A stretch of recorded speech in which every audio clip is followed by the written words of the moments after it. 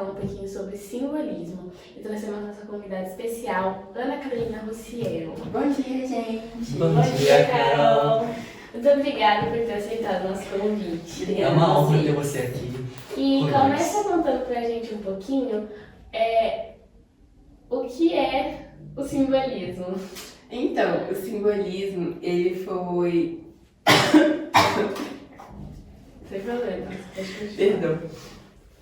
O simbolismo, ele foi uma época literária, assim, época entre aspas, né, digamos assim, que teve início lá no finalzinho do século XIX, e lá na França, né?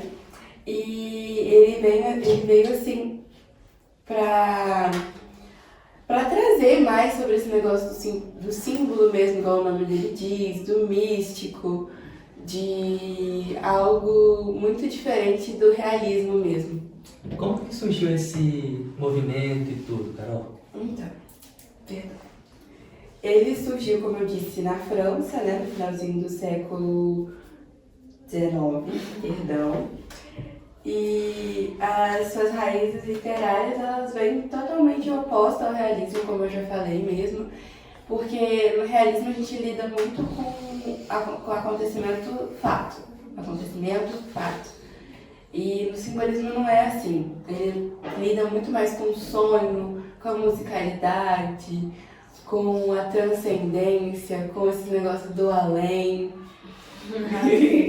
E você saberia me dizer as principais características, tipo, se eu quiser identificar um texto simbolista, quais são as principais que eu vejo? Ah, tem isso, é simbolismo. Você vai procurar muito assim as misturas dos sentidos, sabe? Do tato, do fato,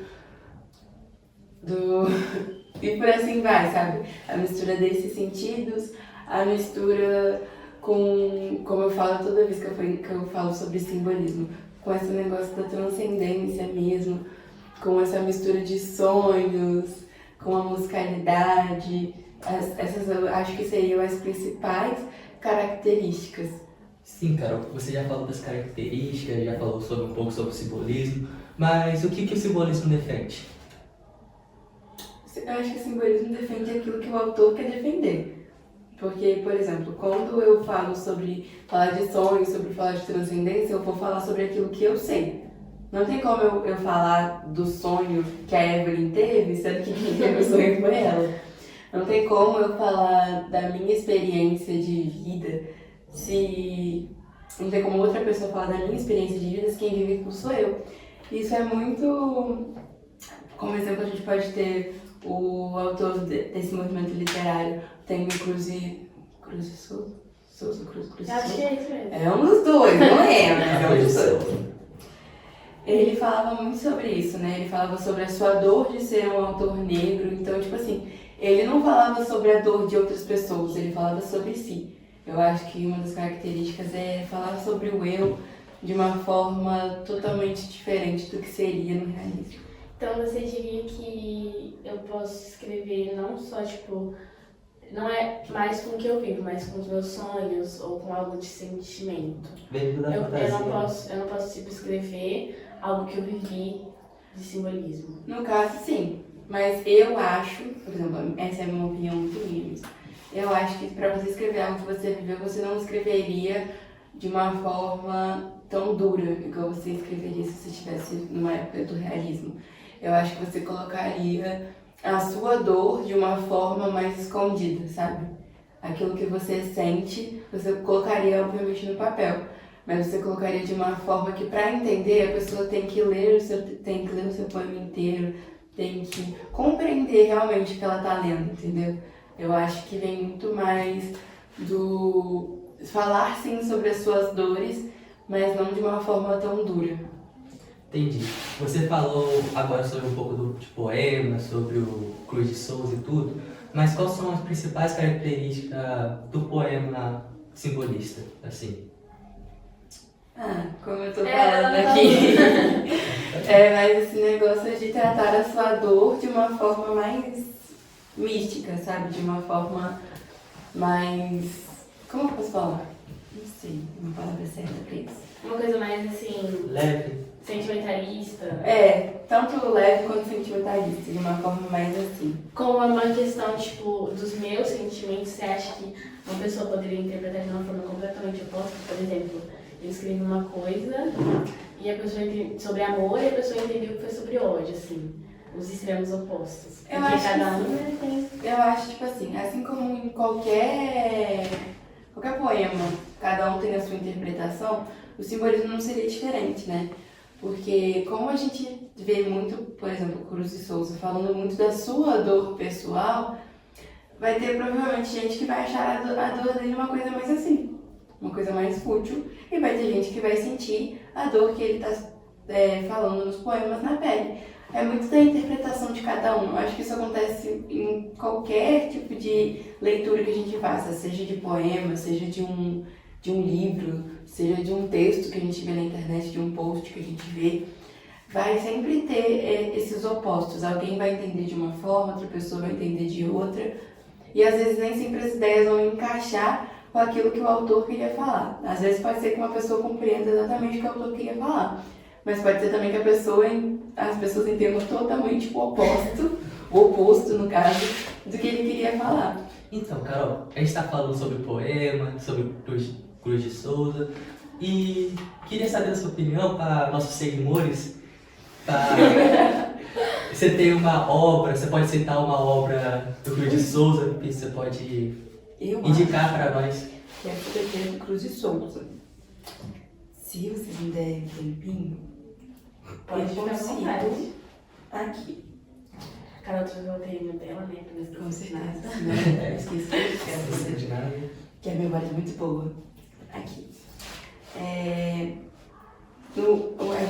A gente tem o livro Missal Romano, e ele é um livro litúrgico que contém todas as orações utilizadas na celebração eucarística. Esse livro foi feito por Cruz de Souza. Cruz de Souza foi uma pessoa que ele tem muitas poucas obras, assim, que a gente possa falar. Não, tipo assim, tem bastante obra. Mas comparado a outros poetas, assim, porque ele morreu muito cedo, né? Ele faleceu muito cedo. Então a gente pode comentar sobre esse livro, sobre outros poemas dele, porque Cruz de Souza realmente foi uma pessoa que se foi cedo, mas que foi de grande importância no simbolismo aqui no Brasil. Então, tá muito bom. Eu tinha até uma pergunta pra te fazer, mas a gente vai ter que puxar um intervalo rapidinho e daqui a pouco a gente volta.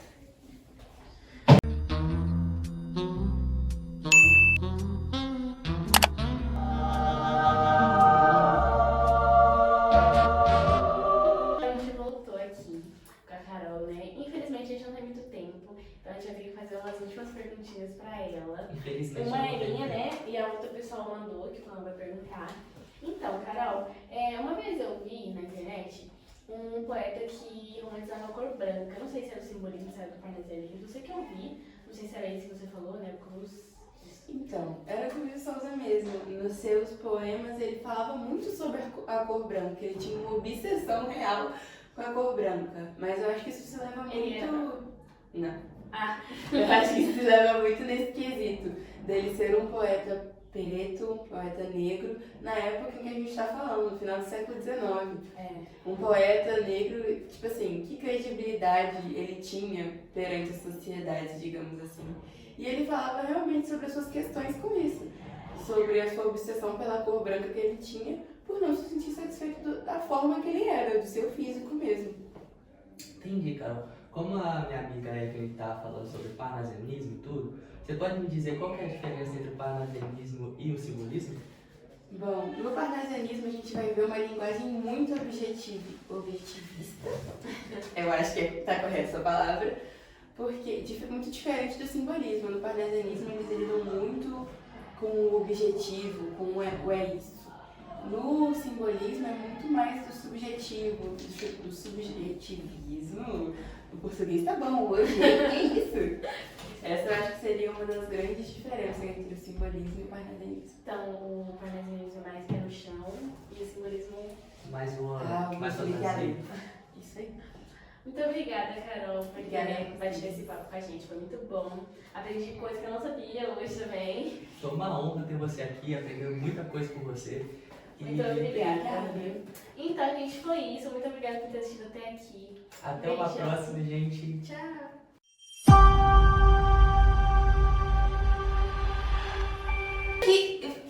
Voltamos aqui com apresentadores diferentes e convidadas diferentes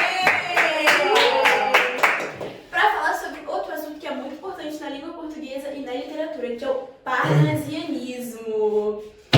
Fala pra nós! Então, gente, eu vou falar um pouquinho sobre o parnasianismo e matéria importante aí da Santinha queridíssima, pra quem vai fazer o quê? PISME e Enem! Muita gente da nossa sala vai fazer, então preste atenção, gente. E é algo que cai muito, muito. Então, quanto mais conhecimento, melhor. Né? Exatamente, então fiquem ligados.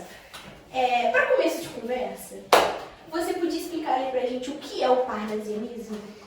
Bom, o parnasianismo ele é um movimento literário, né? Assim como o simbolismo, ele é um movimento literário, só que ele é focado na formalidade, né, gente? Ele é objetivista, ele busca a antiguidade clássica e traz pra gente com formalidade. Como surgiu esse movimento? Como que foi? Então, ele surgiu, se eu não me engano, em 1850, com uma crítica ao romantismo. Um crítico literário, Gautier, ele fez a sua primeira publicação em 1871. Na França, né? Na França, falando sobre essa coisa de sempre muito sentimentalista, criticando o romantismo, e aí abriu as portas, né, para o parnasianismo. Nome bonito, Gautier. Não do meu filho. Você explica pra gente as principais características desse movimento?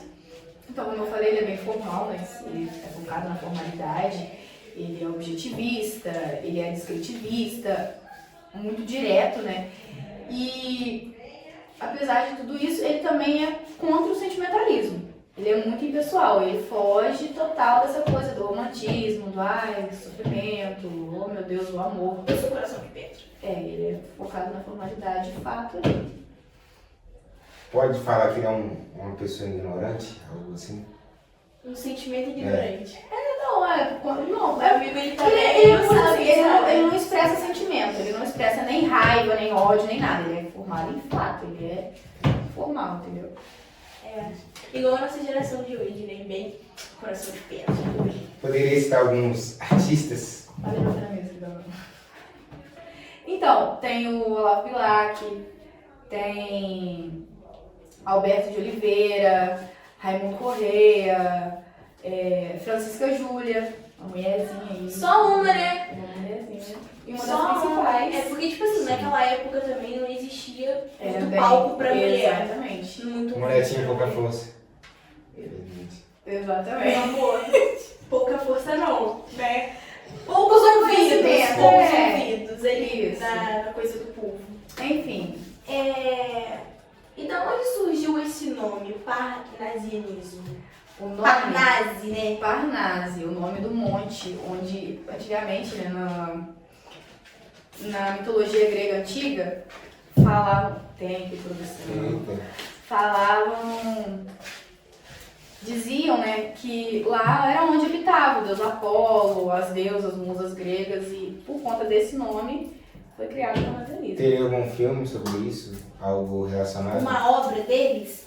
Uma obra ou um filme? Uma obra existe uma obra deles, o Olavo Bilac principalmente, tem aqui foi uma das que desencadeou também o sucesso dele, que foi Profissão de Fé, que foi onde ele também se prestava, essa coisa Nome dele. forte. Sim. Profissão de fé. E sobre filme, existe produção filme? Existe. Existe. Confirmar aqui o nome. Gosto. E é isso, gente, pra vocês verem, quem tem interesse aí, não é só as poesias que vocês podem ler. Tem filme sobre o parnasianismo, livro, Moulin Rouge. Moulin Rouge. Filme tem um filme. Livro tem um monte. Livro tem 1 milhão aí, gente. Então, quem tiver interessado, é só procurar na internet. Tem até um dicionário de rimas. Dicionário de rimas sobre o parnasianismo. Olha só, vejam só. E qual foi o marco do parnasianismo para a sociedade? Para a sociedade foi que, assim, eles entenderam, né? A sociedade entendeu que os parnasianos, eles trabalhavam com fatos científicos. Eles não envolviam o sentimentalismo, né? principal característica, e por conta disso foi a primeira coisa que eles perceberam, que eles trabalhavam com fatos científicos. E você sabe falar pra gente qual foi a primeira obra? A primeira obra de todas foi de Teófilo Dias, se eu não me engano, que foi Fanfarra o nome. Bonito. Então é isso. Mais um comercial. Pessoal, tamo junto. Na falta de amor e carinho, ganhei um beijinho. Na falta de roupa, vai pro Clamic.